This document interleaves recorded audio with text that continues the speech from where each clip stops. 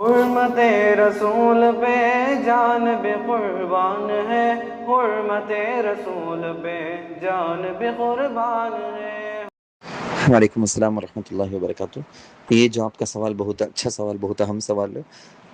بہت سارے لوگوں کو وہم ہوتا ہے کہ گلی کے کناروں پر جب نیمبو ناریل وغیرہ پڑھ کر ہے، لوگ کچھ منتر وغیرہ کر کے، پوجا پاٹ کر کے، یا جادو کا اثر نکالنے کے لیے، ایسا کوئی بھی مقصد سے یہ سب پڑا رہتا، کسی جگہ میں لیمو رہتا، کدو رہتا، نارل رہتا ہے، ایسی ویسی چیزیں پڑی رہتی ہیں، تو اس طرف سے جانے میں مستورات کو بھی، مردوں کو بھی، بچوں کو بھی خاص طور پر ڈر ہوتا، پریشانی ہوتی۔ تو سب سے پہلی بات تو شرعی مسئلہ تو یہ ہے کہ ہم اپنے دل کے اندر کوئی وہم نہ پالیں، اس جگہ اس کو پار کرتے ہوئے جانے سے کوئی حرج نہیں ہے۔ ہاں، اس کے اوپر پاؤں نہ کو رکھو، اس کو ہاتھ نہ کو لگاؤ، ہم ادھر سے جہاں پڑھ کر ہے ادھر کے بازو سے ہمیں نکل جانے سے ہم کو کوئی نقصان نہیں ہوگا۔ نفع نقصان پہنچانے والا صرف اللہ ہے، اللہ کے سوا کسی بھی چیز کے اندر کوئی نفع نقصان پہنچانے کی طاقت نہیں ہے۔ لیمو میں بھی، نارل میں بھی، اور دوسری چیزوں میں بھی کوئی طاقت نہیں ہے، یہ پہلے توکل بھروسہ رکھ لیں۔